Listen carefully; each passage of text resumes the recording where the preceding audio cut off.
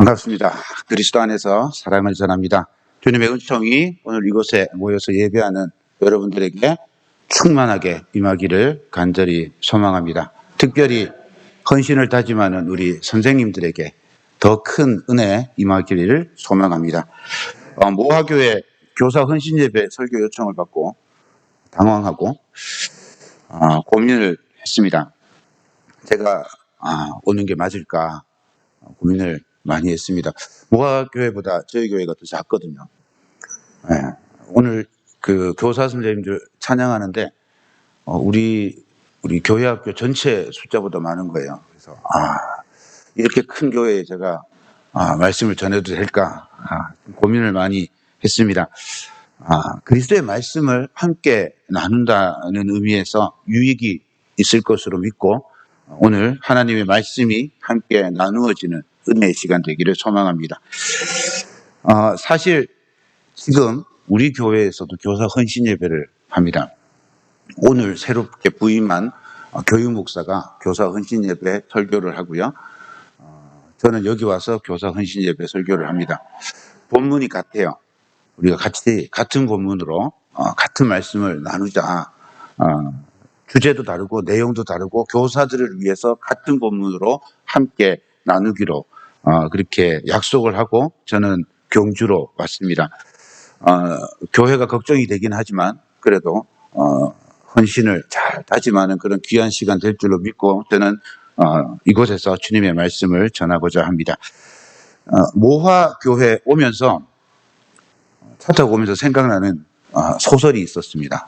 여러분들도 생각나지 않을까요? 김동리 선생님의 무녀도가 생각이 났어요. 김동리 선생님이 경주 분이신가요? 김동리 선생님의 그 무녀도의 주인공이 모화입니다. 그런데 모화교회와 달리 이 모화는 무당입니다. 무당인데 이 무당의 아들이 죽었을 거라고 생각했던 아들이 10년 만에 돌아오는데 예수님을 믿고 돌아오는 거예요. 예수님을 믿고 돌아와서 이 경주 땅에서 복음을 전하는 거예요. 엄마가 식사 시간에 기도하는 걸 보고 놀래가지고 귀신 들렸다고 막 구설하고 난리를 치다가 결국 귀신을 쫓아낸다고 아들을 찔렀어요. 그래서 아들이 죽습니다. 그 아들은 죽고 어머니는 위령구설을 한다고 물에 들어가가지고 물에 빠져서 죽습니다. 엄마는 귀신을 섬기다가 그냥 죽었고 아들은 예수를 전하다가 순교했습니다. 이 아들이 선교사님한테 편지를 보냈어요. 그 편지의 내용이 이렇습니다. 목사님, 저는 하나님의 은혜로 무사히 어머니를 찾아왔습니다. 그러하오나 아직 우리 주님의 복음이 전파되지 않아서 사귀 들린 자와 우상 섬기는 자가 매우 많은 것을 볼 때에 하루바삐 주님의 복음을 이 지방에 전파하도록 교회를 지어야 하겠습니다. 하루바삐 이 지방에 교회가 들어서길 하나님께 기도해 주십시오. 이 편지를 받고 선교사님이 경주 지역에 교회를 세웁니다. 그 교회 이름이 뭘까요? 경주읍교회입니다. 경주 제1교회가 이 소설의 배경이 되는 그런 교회이죠. 이 편지처럼 경주에 이 외동 모하리에도 교회가 세워지고 복음이 전파되는 구원의 방주가 세워졌으니 얼마나 감사한 일인지 모릅니다. 초대교회에도 이런 교회가 있습니다. 고린도 교회라고 들어보셨는지 모르겠습니다. 초대교회 사람들은요, 고린도 사람들을 어떻게 불렀는가 하면 고린도 사람 그러면 고린도 방식으로 살아가는 사람이다라는 뜻인데 이 사람들은 성적으로 매우 타락해 있고 그리고 우상 숭배를 하는 사람, 이런 사람을 일컬어서 고린도 사람이다라고 그렇게 불렀답니다. 참고로 그레데 사람은 뭐라고 불렀을까요? 거짓말쟁이다 이렇게 불렀어요. 저 사람 그레데 사람이다. 그러면 거짓말쟁이다. 고린도 사람이다. 이러면 저 사람은 우상 숭배하는 사람이다. 또 충격적이게도 고린도 여자다 이러면 몸을 파는 사람이다 이렇게 불렀답니다. 그러니까 동네 이름이 그 어떤 사람의 속성까지도 표현하는 그런 이름으로 불렸던 거죠. 모하라고 하는 지역이 어떤 동네일까? 제가 오면서 찾아봤잖아요. 모화가 무슨 뜻일까요? 털모자, 불화자입니다. 모화 맞죠? 목사님 맞습니까? 네, 이 모화가 뭐 하는 동네인가 봤더니 모화 옆에 입실이라고 있습니다. 맞습니까? 네, 모화는 출가하는 스님들이 삭발을 하고 그 털을 태우는 데가 모화입니다. 그리고 입실은 이제 방으로 들어가는 거예요. 그 방이 어딜까요? 불국사예요. 그러니까 불국사로 출가하는 사람들이 여기서 삭발을 하고 그걸 태우는 의식을 행했던 동네가 모하라는 거죠. 불교가 엄청 성하고 불교만 성하겠어요? 우리나라 불교 성한 곳에는 전부 다 무당이 성하죠. 무당만 있나요? 유교가 또 얼마나 많습니까? 그런 동네예요. 그런 동네에 교회가 세워지고 복음이 전해진다는 거, 그 사실 하나만으로도 너무너무 은혜롭고 너무너무 감사한 거예요. 저는 이곳에 오면서 하나님의 은혜가, 하나님의 계획하심이 모아교회에 참 크게 역사하시겠다 하는 그런 마음을 가지고 그런 기도를 하면서 왔습니다. 예전에 우리가 어땠든지, 이 지역이 예전에 어땠든지 그거 중요하지 않습니다. 우리가 예수 그리스도를 통해서 새로운 존재가 된 것처럼 이 모하 지역이 우리 모하교회를 통해서 새로운 복음이 전파되는 놀라운 역사가 있는 새로운 지역이 될 줄로 믿습니다. 제가 오늘 말씀을 준비하면서 어떤 말씀을 나누면 좋을까? 하나님의 부르심, 우리 찬양했잖아요. 하나님의 부르심, 헌신, 이런 이야기들을 같이 나누는 게 좋을까 고민을 하다가 요즘 세대를 MZ세대라고 부릅니다. 그 MZ세대라고 부를 발음이 어려워서 요즘 민지라고 부릅니다. 여러분들 민지 그러면 MZ세대구나 이렇게 아시면 됩니다. 이 MZ세대들이 교회를 와야 되는데 얘네들이 교회를 안 옵니다. 그런데 가만히 들여다보면 이 MZ세대들이 종교성이 없느냐? 이 MZ세대들은요, 범사의 종교성이 넘칩니다. 그래서 뻑하면 타로 카드 보러 가고요. 심지어는 점을 보러 가고 그럽니다. 그런데 별로 의미를 안 두는 것 같으면서도 굉장히 의미를 두고 있어요. 그런데 교회는 안 오는 거예요. 종교성은 있는데 교회를 오지를 않아요. 왜 그럴까 고민을 많이 했습니다. 그러면서 우리 영천에 있는 봉동교회도 마찬가지고요. 똑같은 고민을 하고 있는 것 같아요. 그래서 제목을 민지야 교회 가자 이렇게 붙여보았습니다. 이 젊은 세대 우리 아이들이 교회에 올 수 있는 그런 게 어떤 방식일까? 어떻게 하면 그래도 우리 아이들이 교회에 올 수 있도록 우리가 도울 수 있을까? 이런 고민을 하면서 이 말씀을 준비했습니다. 우리가 너무 잘 아는 말씀이에요. 그래서 말씀을 이렇게 분석하고 이런 일들은 하지 않겠습니다. 그냥 말씀 속에 제가 받은 은혜를 여러분들과 함께 나누도록 하겠습니다. 오늘 예수님께서 사랑하시는 자가 병들었다라는 소식을 들으면서 오늘 말씀이 시작됩니다. 구원의 시작은요, 여기서부터 시작돼요. 우리가 어떤 상태인지 아는 데서부터 구원이 시작됩니다. 이스라엘 백성들이 애굽에서 종살이 오고 있을 때 그들이 하나님께 부르짖습니다. 하나님께서 그 절망하고 탄식하며 부르짖는 소리를 들으셔요. 그리고 하나님께서 찾아오셔서 이스라엘 백성들을 구원해 주십니다.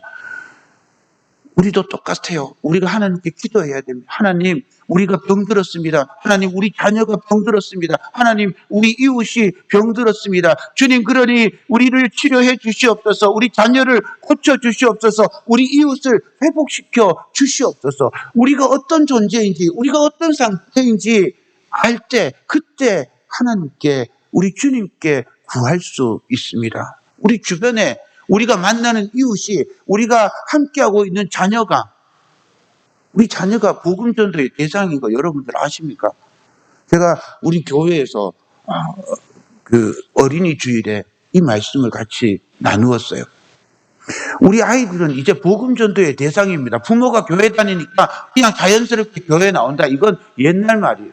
이제 우리 아이들에게 복음을 전해야 되고 우리 아이들도 믿지 않는 사람들에게 복음을 전하듯이 그렇게 우리 간 다 빼주고 우리 속 다 열어서 그렇게 섬기고 받들어 모셔서 교회로 데리고 와야 되는 그런 존재. 그래도 올까 말까한 존재들이 우리 아이들이에요. 그러니 우리 아이들의 상태를 우리 하나님께 온전히 고백하고 우리 아이들의 그 모습을 하나님께 그대로 바치면 그때부터 이제 구원의 역사가 일어나게 될 줄로 믿습니다.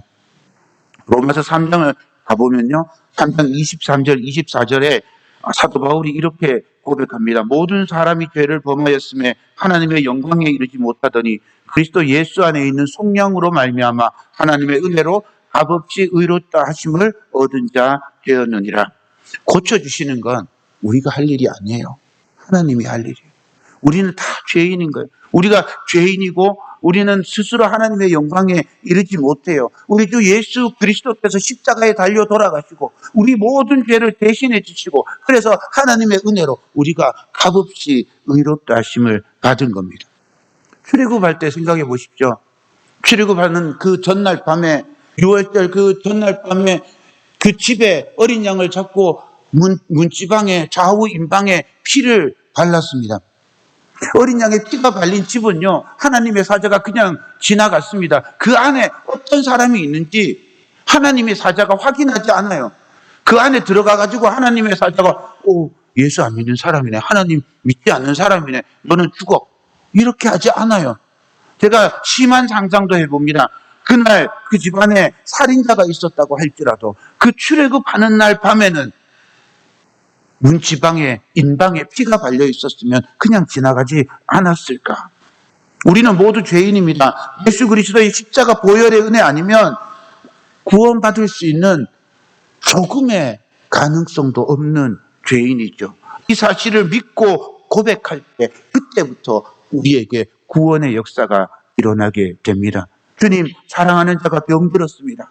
이 고백으로부터 우리 아이들이 예수님을 만날 수 있는 역사가 일어나게 될 줄로 믿습니다. 사랑하는 여러분, 모아교회 성도 여러분, 모아교회 교회학교 선생님 여러분, 여러분은 어떻습니까? 어떤 마음으로 우리 아이들을 만나고 계십니까? 찬송가 214장 보면 나주의 도움 받고자 찬양이 있습니다. 그 후렴이 이렇습니다. 내 모습 이대로 주 받아 주소서. 날 위해 돌아가신 주 날 받아 주소서. 우리의 모습이 어땠든지 우리 주님이 우리를 받아 주셨어요. 우리 아이들이 어땠든지 지금 어떻게 살든지 하나님은 여전히 우리 아이들 사랑하셔요. 우리가 보기에는 참 저거 인간구실 하겠나 싶은 아이도 하나님은 여전히 사랑하셔요. 우리의 생각이 바뀌어야 돼요. 우리가 우리의 생각으로 우리 아이들을 재단하고 판단하면 큰 실수하는 겁니다. 우리 하나님은 여전히 우리 아이들을 사랑하고요. 우리 아이들 눈에 넣어도 아프지 않게 그렇게 사랑하시는 분이 우리 하나님인 줄 믿습니다. 예수님께서 나사로에게 바로 가지 않아요. 이틀을 그곳에 더 머물렀어요. 그리고 예수님이 나사로가 죽은 다음에 베다니로 갑니다. 온 가족과 동네 사람이 모두 슬퍼하고 울고 있을 때 예수님이 오셨어요. 마르다가 예수님께 찾아와서 오빠가 죽지 않았을 거라고, 예수님 계시면 오빠 안 죽었을 거예요 하면서 원망하기도 합니다. 그때 예수님께서 23절에 이렇게 말씀하십니다. 예수께서 이르시되 내 오라비가 다시 살아나리라. 예수님은 당신을 일컬어서 부활이라고 생명이라고 그렇게 말씀하셨어요. 그러므로 예수 그리스도를 구주로 영접하는 사람들은 예수님처럼 죽음을 이긴 사람들이에요. 죽음과 상관없는 사람이에요. 우리는 모두 생명에 속해 있는 사람인 줄로 믿습니다. 그러니 우리가 집중해야 되는 건 부활이냐 죽음이냐가 아니에요. 이거는 예수님이 하실 일이에요. 우리를 살리고 죽이고 우리가 하나님의 자녀가 되고 안 되고는 우리가 하는 게 아니에요. 우리가 착각하고 있어요. 우리가 우리 아이들을 예수 믿게 한다? 절대로 불가능합니다. 우리 아이들에게 우리가 할 수 있는 건 다른 거예요. 내 오라비가 살아나리라. 이건 예수님이 할 일이에요. 우리 자녀들을 향해서 네가 살아나리라. 내가 너를 사랑한다. 너 지금 죽어 있어도 내가 너를 살릴 거야. 이건 우리 주님이 하실 일인 거죠. 삶과 죽음의 주인은 우리 주 예수 그리스도이신 줄 믿습니다. 그래서 사도 바울이 로마서 6장에서 이렇게 고백합니다. 만일 우리가 그리스도와 함께 죽었으면 또한 그와 함께 살 줄도 믿노라. 요한복음 15장 5절에서 예수님이 이렇게 말합니다. 나는 포도나무여 너희는 가지라. 그가 내 안에 내가 그 안에 거하면 사람이 열매를 많이 맺나니 나를 떠나서는 너희가 아무것도 할 수 없음이니라. 아멘. 나사로가 살아나는 건요, 물론 놀라운 기적이에요. 그런데 이 기적을 우리가 너무 바라보다 보면 기적을 위한 기적만 보고 있어요. 예수님의 관심은 나사로가 살아나는 게 아니에요. 나사로는 살아났지만 또 죽잖아요. 그냥 생명을 몇 년 연장할 뿐이었어요. 그건 예수님께 그렇게 큰 의미가 있지 않아요. 예수님이 나사로를 통해서 정말 가르쳐주고 싶은 건 생명과 부활의 주인이 우리 주 예수 그리스도이십니다 라고 하는 것을 우리가 깨닫게 하기 원하는 거예요. 그건 하나님의 영역이에요. 우리 하나님께 맡겨야 돼요. 하나님, 우리 자녀가 병들었습니다. 살려주십시오. 그러면 하나님께서 살려주시는 거예요. 그러면 우리는 교사로 뭐 해요? 우리는 교사로 할 일이 없잖아요. 하나님이 다 하시는데. 민지야, 교회 가자. 가면 하나님이 다 하시는데 우리가 뭘 해야 되죠? 우리가 할 일을 오늘 본문이 우리에게 가르쳐주고 있습니다. 41절입니다. 예수님께서 이렇게 말씀하십니다. 돌을 옮겨 놓으니 예수께서 눈을 들어 우러러보시고 이르시되 아버지여 내 말을 들으신 것을 감사하나이다. 우리가 할 일 첫 번째, 돌을 옮겨 놓는 것입니다. 돌을 옮겨 놓는 것. 사람을 살리고 죽이는 건 예수님이 할 일. 생각해 보십시오. 사람을 살리고 죽이고 천지를 만드신 하나님이 돌 하나 옮기는 거 못하겠습니까? 그냥 손가락 들어가지고 이렇게 하면 옮겨지겠죠. 아무 문제 없어요. 그냥 들어가셔도 그 돌이 그냥 사라져 버릴지도 몰라요. 그런데 굳이 거기 모여 있는 사람들에게 돌을 옮겨 놓으라라고 말합니다. 제자들의 참여를 원하시기 때문입니다. 포도주가 떨어진 가나의 호린잔치 이야기를 합니다. 예수님은 그냥 포도주를 만드실 수 있습니다. 그런데 굳이 하인들에게 명령하시고 하인들의 순종을 통해서 포도주를 만들어 주십니다. 나면서부터 앞을 보지 못한 사람의 눈에다가 진흙을 발라서 실로암 못에 가서 씻으라고 합니다. 할 수 있고 없고보다 더 중요한 것, 가서 씻는 겁니다. 가서 씻는 동안에 앞을 보지 못하는 사람의 마음은 어땠을까요? 얼마나 부끄러웠을까요? 앞을 보지 못하는 것도 놀림감인데 거기다가 눈에다가 진흙을 발라가지고 그렇게 지팡이를 흔들면서 실로암 못까지 가고 있는 그 모습이 얼마나 처량했을까요? 처량하고 못났고 그래서 부끄럽다 그러고 집으로 갔으면 어떻게 됐을까요? 그냥 그 인생은 여전히 앞을 못 보는 인생으로 끝났을 거예요. 그런데 그 부끄러운 중에도 얼굴이 화끈거리는 중에도 내가 실로암 못에 가서 씻기만 하면 내 눈이 나을 거야 라는 그 믿음으로 우리 예수님의 말씀에 순종했던 거예요. 그 순종이 역사를 이루어냅니다. 하나님은 다 하실 수 있지만 모든 것이 합력하여 선을 이루기를 원하십니다. 그래서 우리 주님이 선생님들의 순종을 원하시는 거예요. 우리 아이들이 복음을 만날 때까지, 우리 아이들이 하나님을 만나서 그리스도의 사람이 될 때까지 우리가 끊임없이 민지야 교회 가자, 예수님이 너를 사랑하신대, 끊임없이 우리 아이 앞에 막혀있는 돌을 굴려 옮겨내는 수고를 우리 선생님들이 하셔야 돼요. 우리 아이들이 학교에서 얼마나 많은 눌림들이 있었겠어요. 죽은 듯이 살았겠죠. 그런 아이들이 우리 교회에 오면 그 막힌 것들이 다 뚫리는 그런 역사가 우리 교회 안에 있어야 돼요. 그래야 우리 아이들이 학교 갔다가 지나가는 길에 교회에 와서 좀 숨 쉬고 가죠. 우리 아이들에게 막혀있던 모든 것들이 교회에 오면 뚫릴 수 있도록 해주셔야 돼요. 이게 선생님들이 할 일이에요. 구원하는 건 하나님이 할 일이지만 우리 아이들 숨쉬게 해주는 건 선생님들이 할 일이에요. 돌을 옮겨 놓아야 돼요. 그래야 그 뻥 뚫린 길로 하나님의 능력이, 하나님의 은총이 우리 아이들에게 전해질 줄로 믿습니다. 이 2023년 여름을 사역을 통해서 우리 아이들에게 그 막힌 문을, 막힌 돌을 옮겨 놓는 그런 선생님들이 되기를 간절히 소망합니다. 두 번째 할 일은 44절에 나옵니다. 죽은 자가 수족을 배로 동인 채로 나오는데 그 얼굴은 수건에 쌓였더라. 예수께서 이르시되 풀어놓아 다니게 하라 하시니라. 예수님께서 살리신 생명, 구원하신 생명, 지금 우리 교회 안에 있는 그 어린 생명들, 그 모든 아이들 생각해 보십시오. 얼마나 많은 것들이 묶여져 있는지요.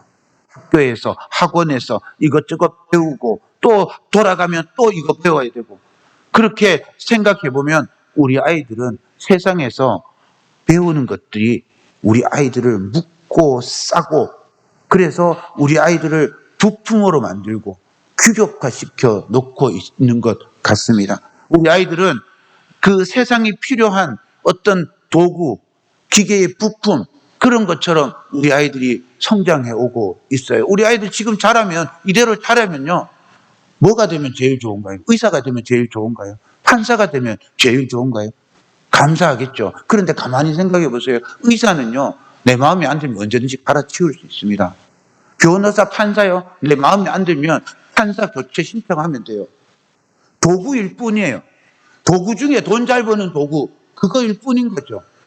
의사가 아무리 잘해도 내 마음에 안 들면 그 의사한테 가지 않습니다. 그렇잖아요? 그냥 도구일 뿐이에요. 교회는 그렇게 하면 안 돼요. 교회는 우리 아이들을 도구로 만들면 안 돼요. 교회는 우리 아이들을 기계의 부품으로 만들면 안 돼요. 교회는요, 풀어놓아서 다니게 해야 돼요. 우리 아이들이 참된 자유를, 그리스도께서 십자가에 달려 돌아가시면서 우리에게 자유를 주셨는데 세상이 우리 아이들을 묶어 놓았어요. 세상이 우리 아이들을 싸매어 놓았어요. 꼼짝하지 못하게 하고 있어요. 교회에 오면 풀어놓아 다니게 돼야 돼요. 우리 아이들이 교회에 와서 자유롭게 하나님 안에서 하나님의 자녀로서 살아갈 수 있도록 도와줘야 돼요. 이게 선생님들이 할 일이에요. 다른 거 아니에요. 선생님들이 우리 아이들에게 막힌 거 열어주고요, 풀어놓아서 자유롭게 다닐 수 있도록 해주면, 그러면 돼요. 그러면 우리 아이들이, 우리 선생님이 만난 저 예수님, 민지야 교회 가자 하지 않아도 우리 선생님이 사랑하는 저 예수님, 나도 같이 사랑해야 되겠구나, 그렇게 믿을 줄 믿습니다. 제가 99년도부터 교회학교 사역을 했어요. 그래서 2016년까지 했으니까 꽤 오래 했죠. 부목사 하면서도 교회학교 하고 뭐 이렇게 했어요. 그런데 그 긴 사역들 중에 제일 소중했던 건요, 우리 아이들을 믿는 거였어요. 우리 예수님이 아이들을 믿잖아요. 예수님이 믿는 아이를 왜 우리가 못 믿을까요? 예수님이 우리 아이들 사랑해 주시고요, 예수님이 우리 아이들 구원해 주실 거예요. 예수님의 그 능력을 믿고 우리는 그 막힌 것만 열어주면 돼요. 우리는 거기 묶여 있는 것만 풀어주면 됩니다. 2023년에 사랑하는 여러분, 우리 교사 선생님, 우리 아이들에게 그 막혀 있는 것, 묶여 있는 것 뚫어지고 풀어주는 그런 역할을 할 수 있기를 주님의 이름으로 축원드립니다. 그것이 우리가 교사로 부름받은 사명인 줄로 믿습니다. 이 사명대로 우리 아이들이 모학교에 와서 자유롭게, 그렇게 행복하게 예수님 안에서, 예수님 품에서 뛰어놀 수 있기를 주님의 이름으로 축원드립니다.